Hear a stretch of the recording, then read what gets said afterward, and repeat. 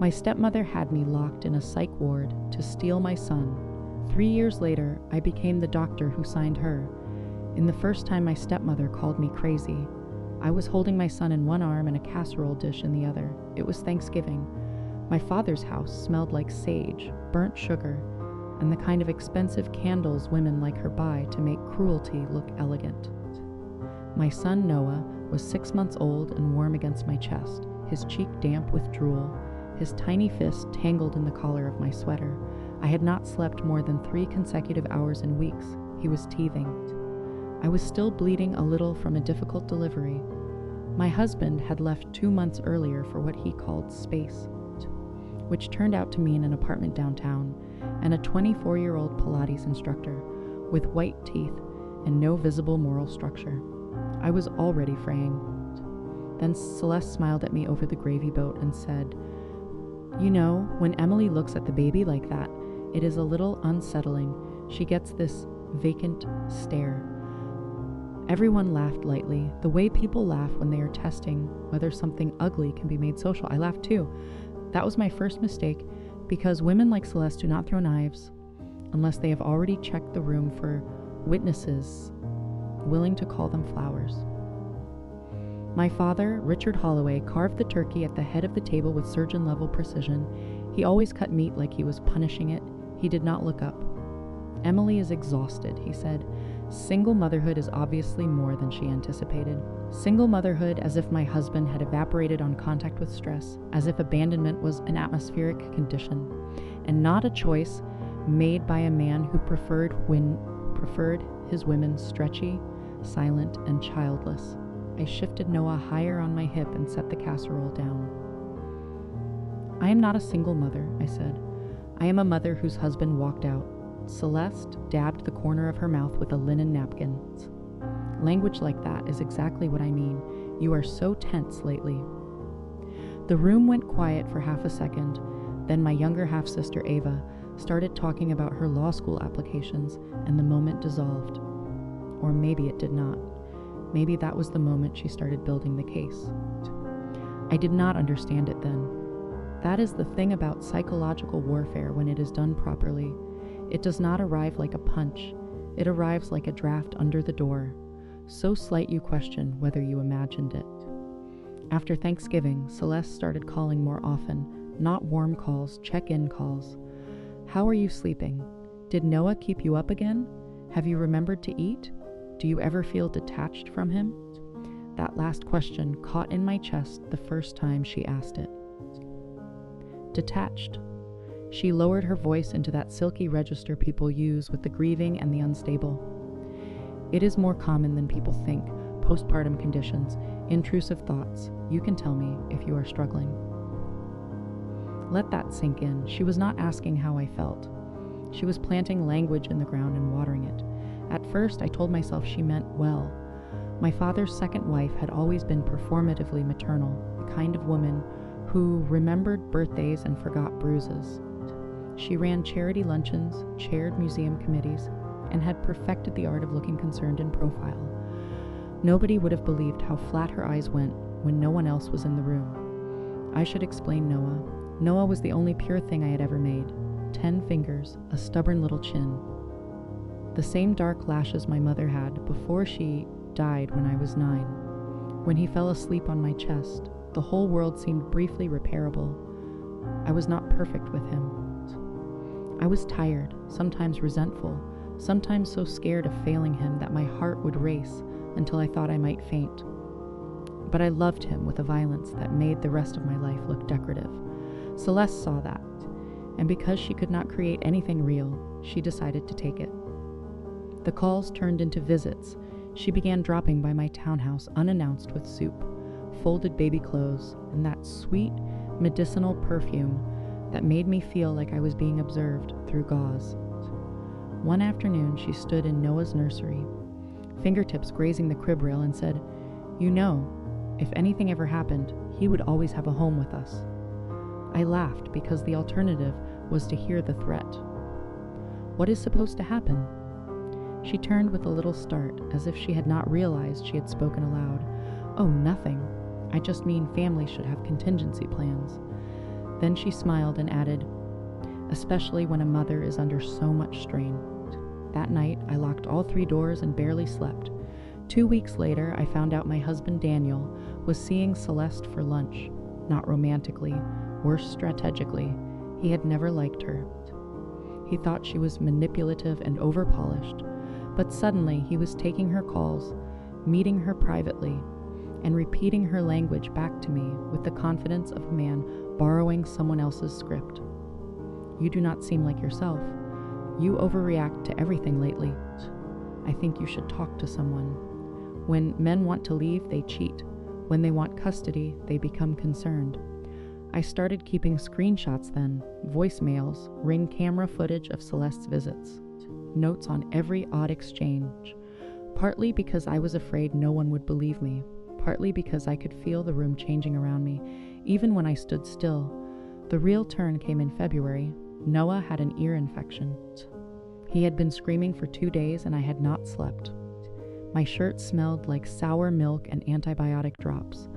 Daniel was supposed to take him for the afternoon and canceled with 18 minutes notice because, in his words, he was not equipped to manage this level of volatility. Interesting choice. Celeste arrived 40 minutes later with chamomile tea and concern arranged delicately across her face. She found me on the kitchen floor, Noah finally asleep in my lap, my back against a cabinet, mascara smudged under both eyes. "Oh, Emily," she whispered. Not sympathy, recognition. Like she had finally spotted the angle she needed, she crouched beside me. "Have you eaten today? Have you showered?" I looked at her. "No. And have you been having dark thoughts?" I laughed. A raw, ugly sound. "I have been having tired thoughts." She pressed her lips together. Sometimes the line blurs. That same evening, Daniel texted that he was requesting an emergency custody review out of concern for Noah's safety. My hands went so cold I dropped the phone. I called him 3 times, no answer. Then my father called. "Emily, do not make this harder than it needs to be." I stood in my kitchen staring at the peeling corner of the wallpaper. "What did you do?"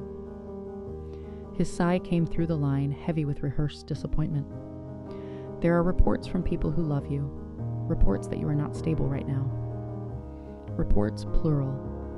By the end of the week, my therapist had been contacted, my pediatrician's office had received anonymous concerns, and Daniel had submitted a written statement describing me as erratic, paranoid, and prone to emotional disassociation.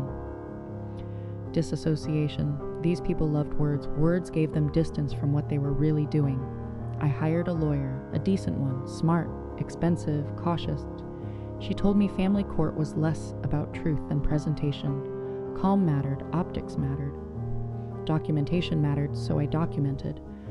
I showed up composed. I wore neutral sweaters. I kept my nails trimmed and my voice steady.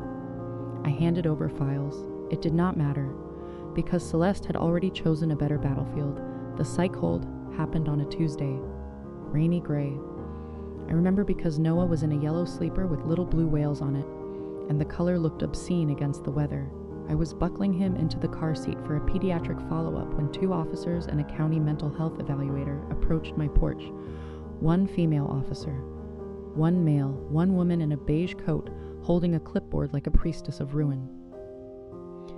"Emily Holloway," my throat tightened. "Yes." The woman introduced herself and began speaking in soft administrative phrases about concern, safety, temporary evaluation, mandated process.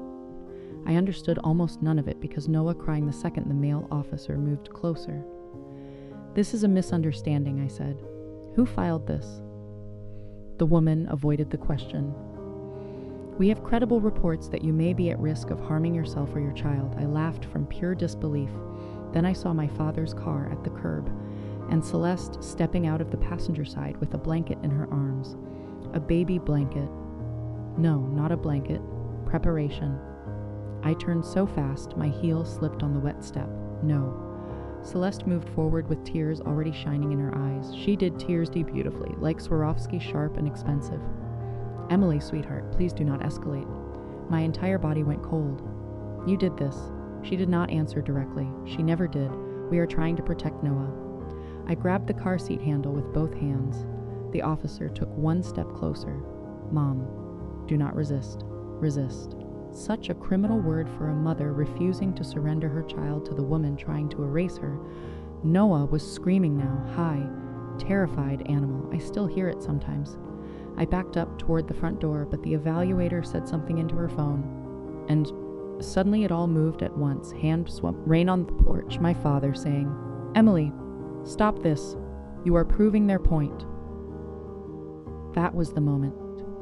The moment I learned how easy it is to make a woman look insane when the people holding her down are calling it care. They took Noah first, then me. At St. Catherine Behavioral, they removed my jewelry, my shoelaces, my bra, and my name in under 20 minutes. I became case 1147B. Acute postpartum psychosis, possible delusional fixation, risk factors under review. I told them I had never hallucinated, never wanted to harm my child, never threatened anyone.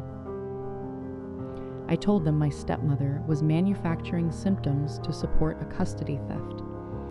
Every word I said folded neatly into the file. Paranoia, persecutory ideation, lack of insight. That is the brilliance of institutional betrayal.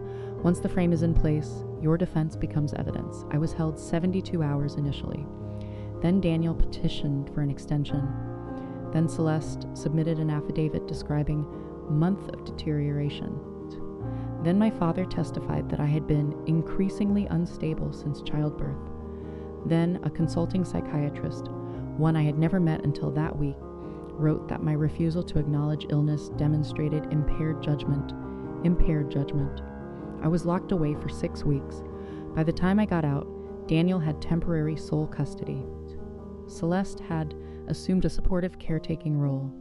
My townhouse lease had lapsed because Daniel stopped the autopay, and my father quietly declined to help. My accounts had been frozen during the custody review on the grounds that I might make irrational financial decisions. My legal bills had gutted what was left.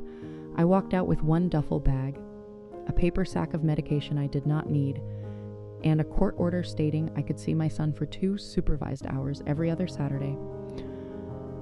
The first visit almost killed me.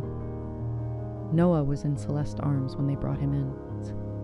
He had a tiny navy cardigan I had never seen before, and the blank, overbright expression too many times by adults calling it structure. Celeste handed him over like a benevolent queen granting access to a prisoner's old life. "He has been sleeping so much better with consistency," she said. I did not answer. I just held my son and pressed my mouth to his hair and tried not to collapse. At the end of the visit, when the social worker said time was up, Noah reached for me and cried. Celeste took him anyway. And as she turned toward the door, she glanced back at me with the smallest smile I have ever seen, not gloating. Ownership. That is when I stopped trying to get my old life back and started building the one that would destroy hers. People think revenge is born from rage. It is not. Rage burns too hot and too fast. What I felt after that visit was colder. I felt educated. I knew exactly what they had used language. Institutions. Male authority, family court, medical paperwork. Concern as camouflage, so I chose my battlefield accordingly. I did not start with law. Law had failed me. I started with medicine. 3 years is a long time when you are rebuilding from social death, long enough to become unrecognizable. I moved to Philadelphia under my mother's maiden name. I got off every unnecessary medication under proper supervision because I was not stupid enough to let them mark me non-compliant. I worked nights in medical billing, days in prerequisites, and every spare hour studying. My undergraduate degree had been in biology before marriage and motherhood detoured everything. I went back, quickly, methodically. Not because I suddenly discovered a passion for healing, because psychiatry had been used as a weapon against me, and I wanted to know where every blade was stored. I excelled. Pain is an excellent tutor. Humiliation makes memory sticky. By the time I got into medical school, I had already read more case law around involuntary commitment, postpartum mental health, and guardianship abuse than most practicing attorneys. I learned how charts are written, how diagnoses migrate, how one adjective in an intake note can poison every encounter after it. I learned which doctors were lazy, which were frightened of liability, and which confused social nonconformity with pathology. I learned how family members manipulate psych staff by using the right phrases in the right sequence. She is not sleeping. She seems detached. She is paranoid. She said people are against her. She gets intense. She is not herself. That last one does extraordinary damage. There is no baseline more dangerous than whatever a manipulator says you used to be. Residency nearly broke me. Good. I did not want to remain soft enough to be broken the old way. I chose psychiatry. Of course I did. The irony was too perfect to ignore. By fellowship, I specialized in forensic and institutional assessment, capacity. Involuntary holds. Coercive family systems is exactly the terrain where people like Celeste hid. And Noah? That part is harder. I did not vanish from his life. They wanted that. It would have completed the story of my instability. So I never missed a supervised visit, then unsupervised ones. Then overnights after Daniel relapsed into gambling and missed 3 hearings in a row, I played the long game. Calm, documented, impeccable Noah grew. He stopped calling Celeste Mama by the time he was 5, though no one could explain exactly when that happened. He called her Cece instead, which she hated with a quietness I found nourishing. Children know, not always in words, but in the body in whose arms they go stiff, and whose smile makes them check the exits. Daniel deteriorated beautifully affairs. Debt stimulant use disguised as entrepreneurship. The kind of male collapse society forgives until the child support payments bounce enough times for even a sympathetic judge to notice. By the time Noah was 7, I had joint custody again. By 8, Daniel was down to alternate weekends under monitoring. By 9, he was gone. Heart attack in a hotel room outside Atlantic City with cocaine in his system and a woman who initially lied about her name. Celeste attended the funeral in gray and stood 1 pew behind me like grief was a networking event. Afterward, she touched Noah's shoulder and said, "You still have family, sweetheart." I wanted to break her wrist.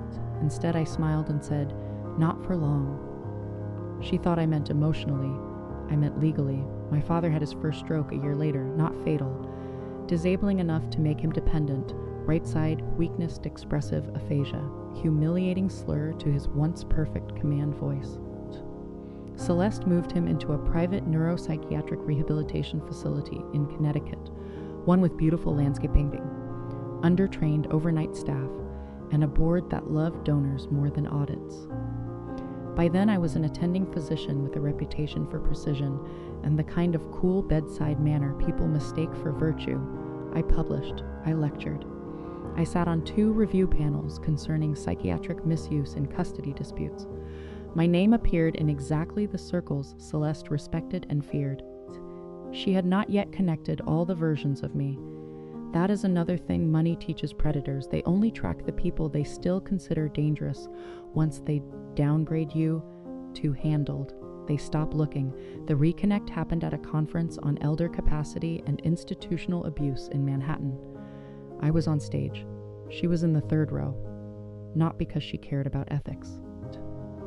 Because one of the panels included philanthropic recognition for advocacy in family dementia care, and Celeste never missed a room where she could be photographed near morality. I was halfway through a section on false narrative capture in family-initiated psychiatric reporting when I saw her face, still beautiful in the architectural sense. Cheekbones, discipline, expensive maintenance. But age had begun doing what truth does eventually. It had made the cruelty easier to see. She knew me a second later. Her hand froze over her program. For one suspended moment, neither of us moved. Then I continued speaking as if nothing had happened. Once a patient is mislabeled by an invested family member, I said to the room, the institution often mistakes repetition for corroboration. That is not medicine. That is theater with restraints. I watched her while I said it. She left before the Q&A predictable. The email came that night, subject line, "Emily, no preamble, no apology. Just a request to meet as women who have both endured difficult years. As women, they always want sisterhood right before exposure." I agreed to lunch. She arrived in cream wool and pearl earrings, every inch the widow-in-waiting aesthetic, My father was still alive, but only technically. The stroke had taken his grammar, his gait, and most of his authority. Celeste had power of attorney, full access to the family assets, and according to the dossier I had already assembled, 3 increasingly panicked offshore transfers underway. She smiled when she sat. "I have followed your career," she said. "You have done very well for yourself." I stirred my coffee. "So have you." Her lips tightened. "Emily, I know you blame me for what happened after Noah was born." Blame, interesting, as if I were assigning fault in a group project. "I do not blame you," I said. "I documented you." She took a breath and changed tactics. "Your father is not well." "I know," he asks for Noah. I let the silence punish her a little. Noah is not a comfort object for people who helped steal his infancy. The mask slipped for half a second then, just enough to reveal the old contempt. "You were ill. There it is." "What?" "The sentence you people need me to keep wearing, so none of you have to examine what you did." Her voice cooled.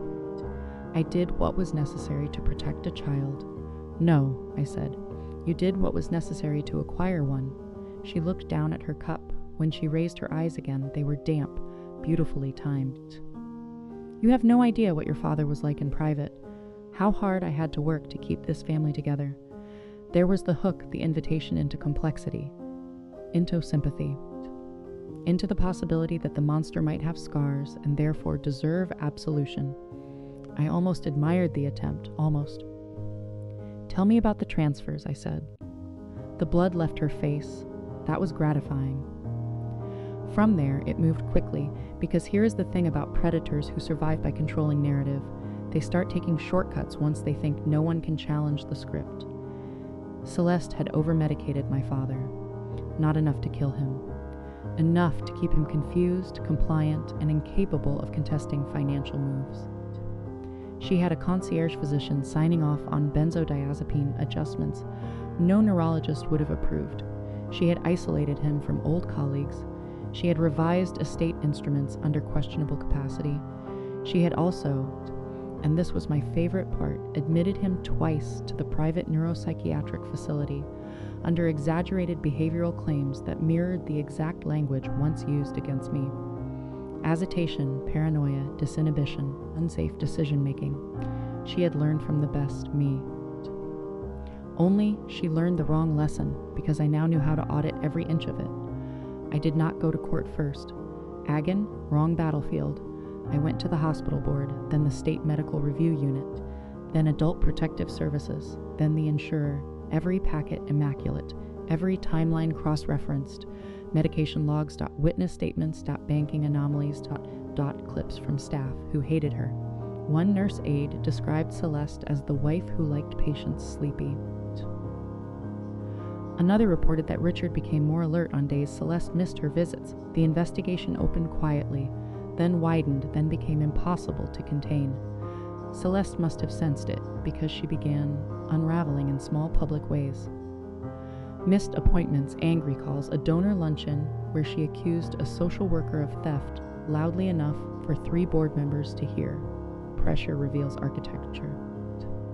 That was when Noah, now 11 and sharper than any adult deserved, asked me over breakfast, "Why does C always act nice in front of strangers and mean when no one is looking?"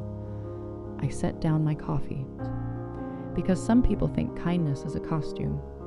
He nodded like that confirmed something he had already known. Children know. The final turn came from my father. He had been a coward, a cruel one. I do not revise that because illness made him small. But near the end, strokes loosened strange truths. In one filmed capacity review, barely able to shape the words, he cried while trying to say my name. Then, with visible effort, he pointed at Celeste and forced out a sentence the evaluator almost missed. Baby, not hers. He meant Noah. I knew it instantly. The evaluator, thankfully, was not stupid. She asked him to repeat. He did. Not hers. That clip detonated everything, because suddenly the story was no longer about a complicated family dispute. It was about a woman who had manipulated psychiatric systems to seize control of a child and then used medical coercion on a disabled husband to preserve the theft. The court hearings were closed, but the consequences were not. Power of attorney suspended. Temporary conservatorship reassigned, aux transfers frozen, child contact reviewed. Then came the only part I had imagined in detail for years, the emergency psychiatric petition. Not fabricated, never that, I am not Celeste, documented, real. By then she was spiraling, insomnia pressured, speech de la grandiosity, persecutory claims that everyone was colluding against her. She called 3 judges at home. Left 17 voicemails for a case manager in one night, showed up at Noah's school, demanding he be released to her because she was his true mother in the eyes of God. Let that sink in. After everything, she finally cracked under the same machinery she once treated as a toy. She was brought to the university hospital where I served as consulting, attending on forensic intake review. Not by design, by perfect, almost theatrical chance. I was in observation 3, reviewing a guardianship capacity file when the resident knocked and said, "Can you look at this one? Family systems element, high profile." I took the chart, read the name, Celeste Holloway. For a second, the room disappeared. Then it came back sharper. I walked into the interview suite 5 minutes later. She was seated at the metal table, hair imperfect for the first time in my memory, mascara smudged, wrists resting stiffly in front of her. She looked up when I entered and saw me. No special effects could improve that moment, no orchestra, no lightning. Just recognition traveling across the face of the woman who once stood on my porch holding a baby blanket while strangers took my child. "Emily," she whispered. I closed the door behind me. Not hard, just final. She stared like she could not decide which version of me she was looking at. The daughter, the mother, the patient. No, none of those. The authority. "This is a conflict," she said quickly. "You cannot evaluate me. I am not here as your treating psychiatrist," I replied. "I am here to review procedural integrity." Her breathing changed. Good. She reached for composure. "This is absurd. I am tired. I am under stress. People are twisting everything." That phrase almost made me smile. People are twisting everything. "How long have you been sleeping, Celeste?" Her eyes narrowed. "Do not do this. 3 hours a night? Less? I want an attorney." "You will have one." She leaned forward. "You know exactly what this feels like." "Yes," I said, "I do." The resident beside the glass shifted. I could feel him listening. Good. Let him learn. Celeste tried another angle. Your father regretted. Do not use him. You always were unstable under pressure. There it was. Her favorite key, still trying the old lock. It did nothing. I opened the incident packet. School security footage. Voicemail transcripts. Witness affidavits. Medication records from her own physician showing stimulant misuse layered over sedatives. Insomnia progression. Disorganized communications. Escalating religious delusion. Around Noah. Every page real. Every page earned. I did not need to trap her. She had become her own evidence. Her voice broke for the first time. I was keeping that family alive. I looked at her, really looked, at the fear under the lacquer, at the unraveling, at the woman who had stolen a child because she could not generate love and wanted possession instead. "No," I said quietly. "You were feeding on it." She started crying then. Not beautifully this time, Leslie, humanly. Too late. Please. Word, same word, different cage. I pressed the intercom for the team and stood. Her head snapped up. "Emily, please, do not let them put me in there." In there. Interesting, not the unit, not observation. In there, she knew exactly what she had done to me. I held her gaze. And because justice is most exquisite when it arrives wearing the language of process, I said the words as evenly as I could. Given the documented escalation, impaired judgment, and immediate risk to others, I agree with temporary involuntary admission pending full evaluation. She made a sound I will hear for the rest of my life. Not a scream, a collapse. As staff entered, she reached for me once. I stepped back. Just enough the way she once did with Noah in her arms. She was taken to the unit at 8:14 p.m. I know because I looked at the clock. Some clocks deserve witnesses. The aftermath was colder than even I expected. My father died 2 months later, with limited speech and full awareness of who sat by his bed at the end. Not Celeste. Me, I did not comfort him. I did not absolve him. I adjusted his blanket once because it was slipping, and because I did not want the nurses thinking neglect ran in the blood. He cried when he looked at Noah's photo on my phone. I let him, then I went home. Celeste was declared unfit for any guardianship or custodial role. Permanent no-contact order regarding Noah FU state access revoked. Conservators uncovered enough financial abuse to force civil penalties and a criminal referral. The concierge physician lost his license. The facility settled quietly and expensively over my father's chemical restraint. And Noah, that is the only soft part of this story. He is 12 now. Taller than everyone expects. Funny in the dry, devastating way children become when they have seen adults lie too often. He sleeps fine, loves astronomy, hates olives. Still comes into the kitchen when I cook and leans against the counter just to be near me. Sometimes he asks about the years he does not fully remember. I tell him the truth in pieces he can carry. I never call Celeste a monster. I do not need to. He met her. As for me, people like to imagine there was catharsis in the final signature. The order, the admission, the reversal. There was not, there was accuracy. That is better. Peace is flimsy. Closure is something people invent when they cannot bear asymmetry. The curacy is clean. She said I was dangerous. She was right. Just not in the way she meant. I became dangerous to systems that confuse polished cruelty with credibility. Dangerous to doctors who chart first and think later. Dangerous to fathers who outsource conscience to wives with better table manners. Dangerous to men who call mothers unstable when what they mean is inconvenient. And to Celeste. I became the last face she saw before the door locked. Here is the darkest part. Not that I signed off. Not that she went in. Not even that she knew with absolute clarity exactly why. The darkest part is this. When I got home that night, I stood in Noah's doorway and watched him sleeping under a galaxy print blanket, one arm flung over his head, mouth slightly open, utterly safe. And for the first time in 12 years, I felt nothing that needed forgiveness. Only completion, because some women survive, some rebuild, and some learn the architecture of the cage so well that one day, when the right person steps inside, they know exactly which door to close.